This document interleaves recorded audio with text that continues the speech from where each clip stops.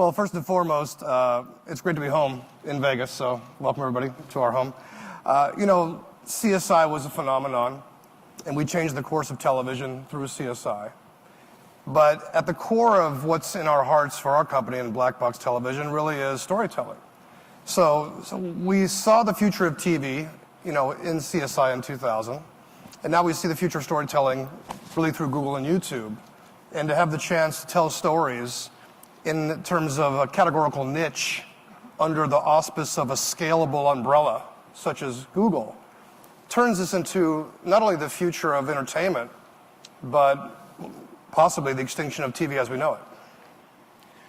And when you say extinction, do you think that the consumer, and at the end of the day it's about the consumer, do you think the consumer really is concerned with definition of television or viewing content on whatever device they want to view it? Well, ironically, based on, we are in a technological revolution wrapped at the, inside of a time where storytelling is at its highest point. But television gives you an absorption experience, and Google through YouTube is offering an interactive experience, so it's different. And I believe that the consciousness of the technology has conditioned us to now consume content in a way to where it is interactive, whether we're playing Angry Birds on the tablet or whether we're consuming things on a laptop or our mobile phone. So the behavior has already shifted. So now we are actually catching up by doing content in the future through YouTube and Google to match those behaviors and scaling it all around the world. And this is just the very beginning. So it's a historic moment for all of us on the panel. Thank you. Thank you. Lucas, you spent 17 years at Procter & Gamble. And, we all know that that's an important place to start your career. And 17 years being part of the largest marketer in the world. I think the last time I checked the numbers, it was somewhere around $11 billion of marketing spend at Procter & Gamble. It's quite a number. But here you are now on the other side of the table, and we always talked about lean back and lean in. Buyers and sellers, the difference about lean in and lean back, forget the device. But you're now in a position where you're looking at the marketers and trying to make sense out of this because the numbers are there. How do you, as a marketer at heart, discuss this with your brethren now on the other side of the table to make sense out of all of this in terms of numbers, because metrics, accountability, and the ROI that a marketer needs to get are still at the core. So how have you been able to transition that conversation? I think that most people recognize that the consumer behavior is there, but they've struggled to come up with a framework and an understanding of how to think about online video as part of their brand building mix. But I will tell you that with the advent of folks like Anthony and Alan coming to YouTube and the redesign of YouTube around the construct of channels has allowed people to use some frameworks that they're comfortable with in the world of buying advertising on television and recognizing some areas of familiarity that have given them permission to try. And at the same time, the things that we referenced with YouTube in terms of its interactivity, the ability to share and pass along, whether it be content or brands that you love and and the intersection of both the social graph and the content and video. People are starting to recognize that it gives you a lot of the benefits that you've always loved from Sight, Sound, and Motion with a whole bunch of extra stuff you can do where people can participate in the creation of brands. And I can tell you that the energy and the excitement that we felt this week at CES with a lot of our partners has been intense, and I think we're on the steep part of the curve. So it's an exciting time to be a part of it. And are the marketers understanding the transition? I mean, there's excitement, there's a lot of heat, and well deserved. But are the marketers understanding how to look at this versus how they looked at conventional television historically? I think just like anything else, you have some early adopters, right? A lot of the media and entertainment partners that we have been great adopters of YouTube very early on. Our technology partners like Peter from T-Mobile have been great.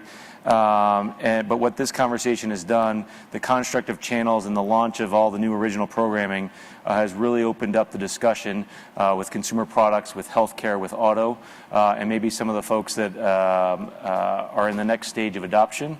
And just like anything else, there's some folks that are skeptical, but that's what makes it fun and exciting. So, Alan, let me turn to you. Machinima is quite an extraordinary story, and I'm proud that we've had the chance to work together over the years and watch it happen. But it's really an unprecedented success. I mean, I think the numbers bear out that you're the most successful channel other than music right now, and pretty damn close in terms of music on YouTube. And my question is sort of, you snuck up on everybody. All of a sudden there was this machinima, and all of a sudden the numbers are extraordinary, and just hundreds of millions of interactions, on a daily basis. Did you expect that? I mean, let me start with that. Well, I know actually we didn't, and there's a number of things that really led to it. But we're delivering about 1.1 billion video views per month to about 116 million people around the world, and we're a programming brand inside of YouTube, and we think of ourselves as sort of part of what I would call the third wave of video programming, where the broadcasters were the first wave, and the cable networks were the second wave, and companies like us and Vivo and some of the other networks are the third wave. And there's two real factors that are causing it, and they're both really part of the YouTube platform. One is that every network, every channel that goes up on YouTube is instantly global. And as you know, in the cable business, to actually get distribution, even in the United States, and to actually get global, it would take you decades to do that. And then the second factor, of course, is the proliferation of devices. We used to talk about the cable business, 100 million homes passed in the United States. But we think about it as 1 billion devices, because people watch machinima videos at home, at the office, at school, and then on all the devices that they actually have. So now you have 1 billion devices in the US alone that are really talking to, and can really play video, and is creating a crazy amount of scale. I mean, Robert was talking about the idea of speed, and really in the last 20 months or 24 months, we have seen just enormous growth, and it's really a real tribute to the platform. So speaking about that and speaking about platforms, Rob, you oversee an awful lot of media investment on behalf of clients across your brands within Group M, and billions and billions of dollars, on a global basis. Silliness, but 80 billion or something. But in terms of North America, where your purview is, it's multiple billions of dollars, and moving that money and investing that money on your clients' behalf has never been easy. But I think it's probably easy for me to say. That's right. But truly, the complexity that you have today as an investment advisor, more than anything with your clients, lots of people are knocking on your door saying, we want to get some of those TV dollars, because that's where the gold is. And I guess my question is, how are you looking at that from as a buyer, but as a strategist and as an investment advisor, as I say, for your clients? I do love the simplicity of your questions, always. That's because I make them up as I go along. Yeah, self-evidently. I answer them myself halfway through. So, of course, if you're English of a certain age, then you'll know that the English always objected to the idea of television. Not because of its entertainment quality or usability, but because it was a compound word that came from Greek and Latin, and they objected to it on that basis. So I've tried to bring that kind of thinking to the business in North America.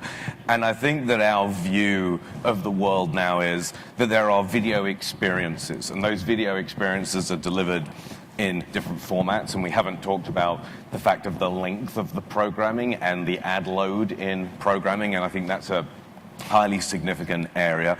But it's absolutely self-evident that the advertiser will follow user attention and user engagement, and will only qualify that by the potential for the advertising to stand out within that context. And one of the interesting parts about this edifice being built on the Google ecosystem, not just the YouTube ecosystem, is that it provides data sets that prove out some of those things in a way we've never really experienced with television as we've understood it before. So there's no question that we're seeing a rapid migration. There's no question that against younger target audiences particularly, that migration accelerates more quickly. But there are still a number of significant unknowns out there, which is what the role of advertising is in program formats of radically different lengths in particular, and about the degree to which the advertising within programming of different lengths is interruptive rather than previous to it. So we have a great deal to learn, but we're fortunate in the success of Google, of course, and in other partners of at least being able to read and see this. The other challenge for advertisers, I'm sure we're going to get to in a second, is that there's a Darwinian quality about all of this. So YouTube announces they're going to launch 100 new channels of original content, and right now, today, they have an even chance of succeeding, theoretically. When it plays out over the next few months, some of them will succeed very, very well, some of them will fail horribly. For advertisers, they also know that one of the things I'm sure you do is you go and search for your own ads on YouTube. And you know for sure that if no one is looking at your ads in YouTube and you search them, then there's something wrong with the advertising. So I'm looking forward to this kind of Darwinian play out of this game. Well, and that's a great transition. Thanks, Rob, because, Peter, at the end of the day, the investment here from a marketer standpoint is yours, and the advice that you get from your agency partners and from the strategy that you put forth, you still have to look at where you're going to spend your money and get that return. Do you feel as a marketer that in the online marketplace you're getting what you expect based on the metrics, based on the accountability and the feedback loop that Rob just alluded to? Because again, he's right. If people aren't watching it there, they're probably not reacting to it no matter what platform. Absolutely. It's complicated, to be very serious, and we take a very broad strategy. I mean, we believe video crosses lots of platforms, and when we look at the metrics of how we use it online, we sort of use it all the way through our purchase funnel. At the top of the funnel for generating broad scale awareness, and I mean, just the scale of YouTube alone gives us that sort of aspect. But as you move to the more the consideration side, getting people to be able to see demos about your products and services, or creating amazing 4G experiences like what we try to do on our mobile devices, and being able to let them view them on YouTube, it's a pretty compelling way. And then through the scale of just Google in general, being able to retarget our message through the Google ad networks, that's where you really see the whole thing actually coming all the way through the funnel. So we definitely believe our strategy is working quite well. And so let me turn back to Anthony, because this is one of those watershed moments. So 10, 12 years ago, we talked a lot about Madison and Vine, and we talked about the marketers and the content creators coming together earlier in the process and having a conversation that would get us away from bolted on sort of stilted product placement and product integration. As you're creating for this platform, Anthony, are you open to an earlier discussion with Peter, or do you still think of Peter, and I know you didn't say this personally, but is Peter just the ATM that you put the credit card in, you take the money out, or are you willing to listen to his thinking as it relates to your programming to capture some of his strategic imperatives? Oh, absolutely. I mean, the thing about the power of scale. There's a deal being made right here. I want you all to be aware. The power of scale and the power of storytelling and the power of the relationship that you have with your audience, especially in the YouTube format, where you can interact with them and create content. We understand that there's millions and millions of dollars on the sidelines in the currently broken TV model. It's hard to sell a 6-year-old and a 60-year-old the same can of beer. But in this situation, but in categorical niche. Is that a view into what we're going to be seeing? But in categorical niche, meaning it's specific channels targeted to specific audiences with an undying loyalty of storytelling. It makes the relationship between the content creator and the advertiser much more symmetrical, because you can have an honest dialogue and conversation about how to not only champion the product of where the money is coming from, but also do it in a way to not damage the integrity of the storytelling. Whereas in the previous model on television, it's always like zoom in on the battery, zoom in on the product placement, and it takes you out of the experience. And we have to have a level of respect to where advertisers respect how we tell stories, and we respect how to sell their products and make it seem imperceptible in the storytelling so everybody's happy. And so, thank you. So Lucas, channel conflict. Let's talk about channel conflict for a second in a different way than you might think. It's still, at the end of the day, going to be about the quality of the content that people are viewing and creating a habituation. I mean, I think that's at the heart of this, is to get people to, we'll never have appointment television again, and I think that's a thing of the past. People set their own calendars now and have for a long time, but as we try to look at this as a channel separate and apart, really, I think the perfect day for you and YouTube would be for it not to be viewed as a channel apart or a channel conflict, but a channel of entertainment